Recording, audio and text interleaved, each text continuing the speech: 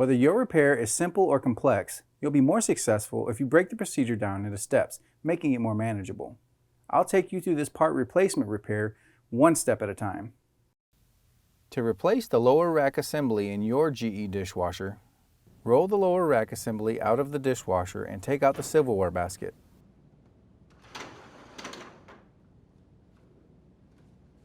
Remove the lower rack assembly. To install the new rack assembly, set the rack assembly on the door and place in the silverware basket. Slide the lower rack assembly back into the dishwasher.